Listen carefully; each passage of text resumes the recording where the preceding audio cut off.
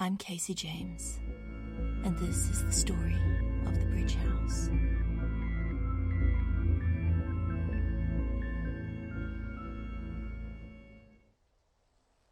Fuck, I mutter as I back out of the green room. Then again, for good measure. Fuck. The creepy hand and spider thing has Eddie. Or it knows something about Eddie.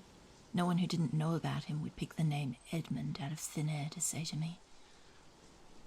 It's not even his real name.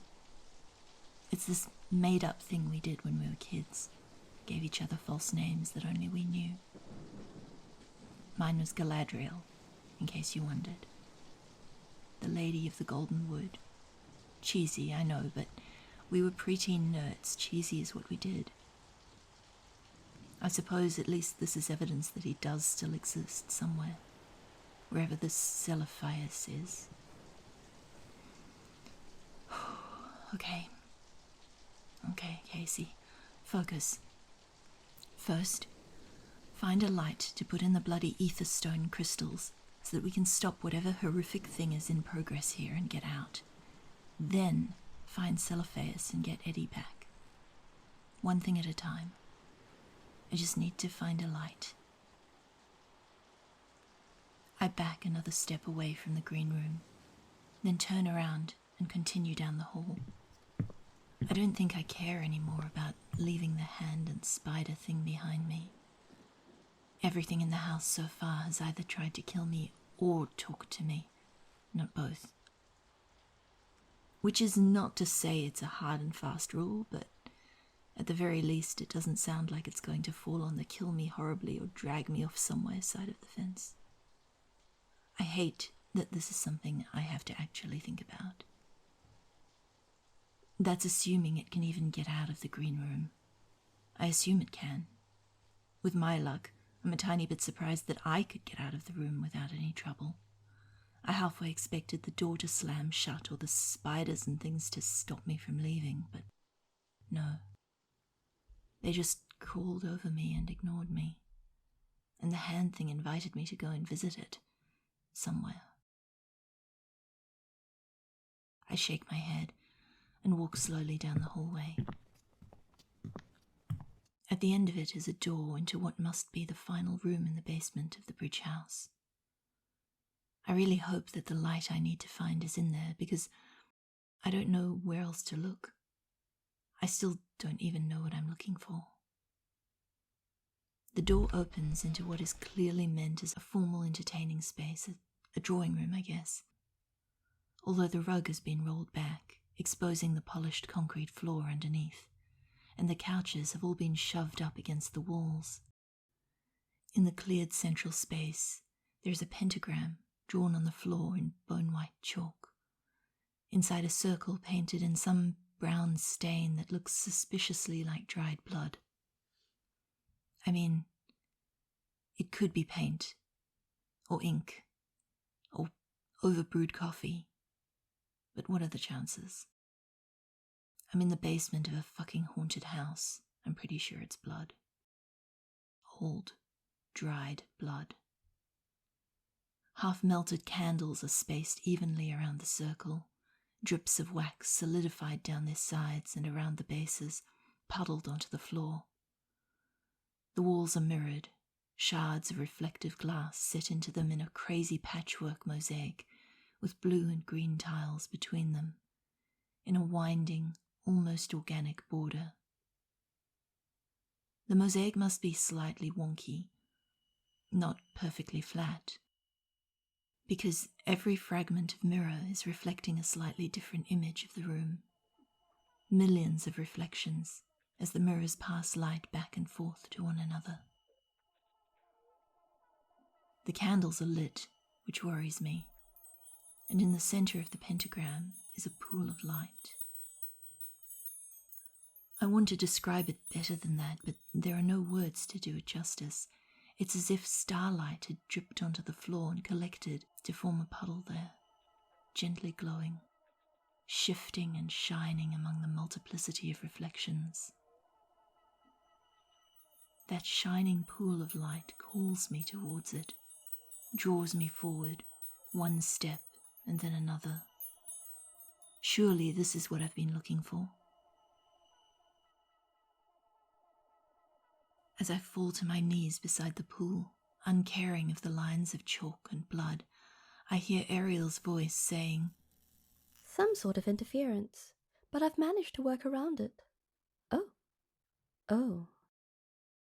That was probably not a good idea, Kasey James.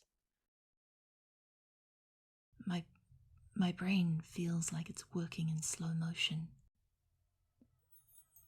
The starlight on the floor swirls and ripples, as if there's a breeze blowing across it, but there isn't. It's beautiful, hypnotic. What? I ask, barely paying attention to the not a ghost. In my defense, I have been awake all night, and the pool of starlight is very distracting. That isn't a summoning circle, she says. I'm not honestly entirely sure what she's talking about. I didn't say that it was, I say. Which is why there are no unnameable horrors currently eating your face, or inhabiting your physical imprint, she says, ignoring me. This might be worse, actually. How is this worse than unnameable horrors eating my face? I lean forward and dip my fingers into the pool of starlight. It's warm and cool at once, electric, like the feeling of potential in the air before lightning strikes. This is not worse than something eating my face. You've gone and made yourself part of the ritual, Ariel says. I shrug. The pool of light swirls around my fingers. I'm pretty sure I was already part of it, I tell her. Otherwise, why would I have spent the last however many months dreaming about this place? Why would everything here already know me? Because of this moment, she says. I pause for a second at that and turn to look at her. She looks, well, her face doesn't do expressions like a normal human, but her grey eyes have darkened, like the sky just before rain clouds sweep across it. And there's a slight furrow in her brow. If I had to guess, I'd say she looks concerned. The light swirls around my fingers again, drawing my attention back to it. I feel as if I could disappear into that pool and never notice, just sink through reality and dissolve. Reluctantly, I pull my hand out of the pool. I can't dissolve into light. I have things to do, promises to keep and all that, miles to go before I sleep. Light drips slowly off my fingers. Molasses slow, gathering and falling back into the pool. Unthinking, I lift my fingers to my lips and taste the light. It's sweet and bitter like honeysuckle. This is what I need. I can feel it. It's the missing piece of the puzzle, the capstone that might, if I'm very, very lucky, stop whatever is happening here, this mad slide into unreality, complete with ghosts and monsters and everything else. I might even survive it all.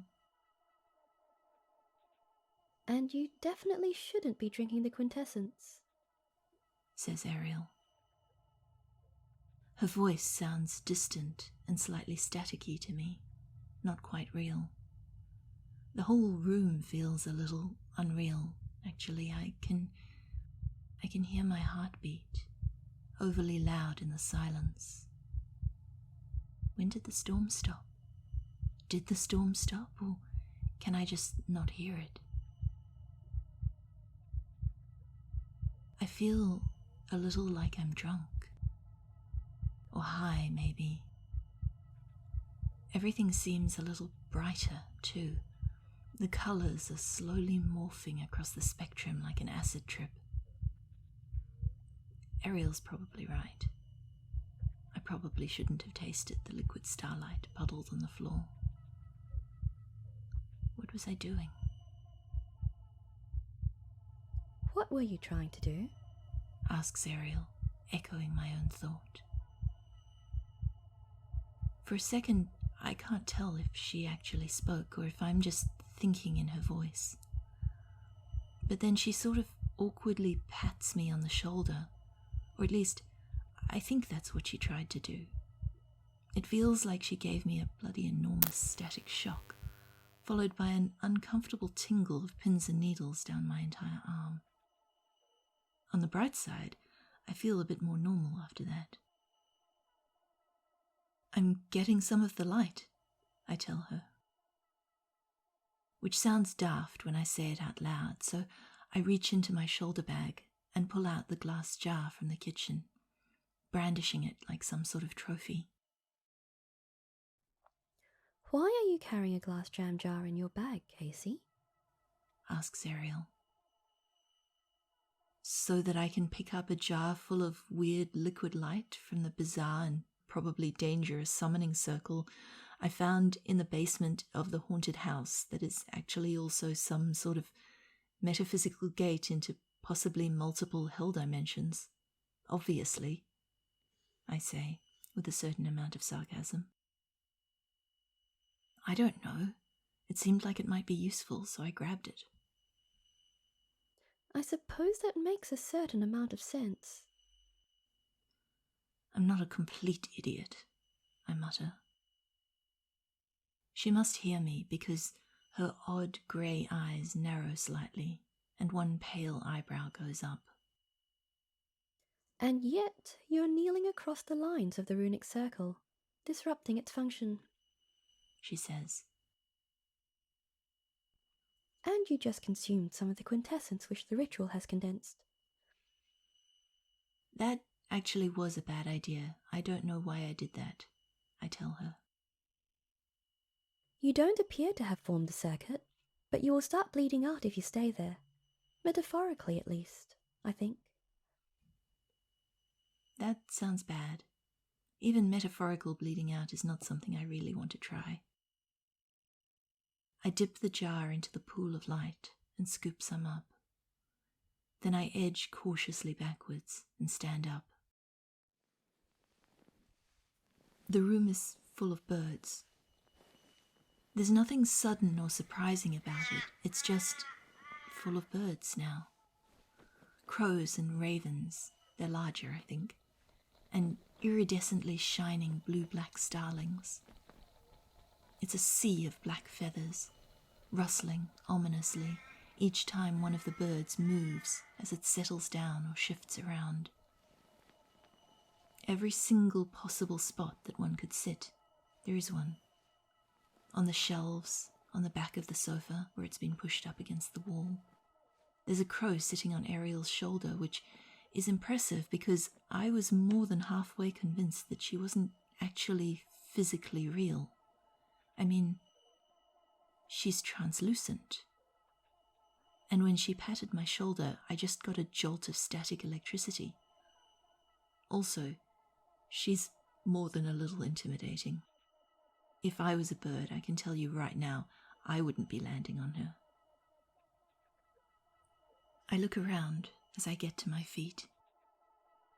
Ariel is looking past me at the smudged circle on the floor, and the birds are all leaning towards me and staring. Their eyes are glossy charcoal black, like shiny black buttons, or beetles. I shudder as that thought reminds me of the bugs and spiders in the green room.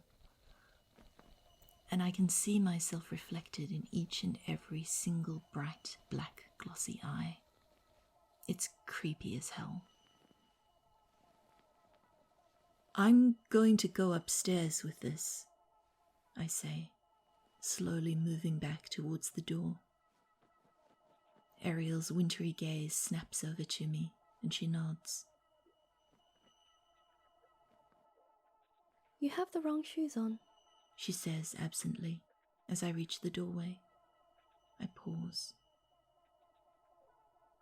The wrong shoes, I repeat. Yes, She says.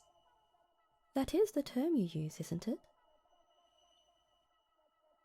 I look at my feet. I'm wearing knockoff Chucks, black with grubby white soles and black and white laces. They're not glamorous or weatherproof, but they're comfortable when they're not soaking wet and muddy. Honestly, I should probably take them off entirely, but I have this niggling fear that if I do, I'll end up walking through broken glass or something. One of the ravens clicks its beak, sending shivers down my spine. I'm not sure what my shoes have to do with anything, I say to Ariel. When Walker makes his offer... What? I ask, interrupting. She sighs, then says again. When Walker makes his offer, make sure you get better shoes as a part of it. It'll be important. I stare at her for a few seconds, then I shake my head. Sure, I say. I'll ask for better shoes. Good. That improves your chances by almost 2%. The raven clicks its beak again, and Ariel turns her cold, weird, inhuman gaze on it. Rude, she says. And it vanishes. Just vanishes in a puff of black feathers. The rest of the birds shuffle restlessly, settling and resettling their feathers. For all that they're creepy and shouldn't be there, I kind of know how they feel. Still, I have things to do and apparently places to be. First step, get this jar upstairs and use it to light up Walker's aetherstone. Use the aetherstone to stop the gate from opening. And then I can go and find Eddie. I wonder where the hell Celophaeus is and how I'm going to get there.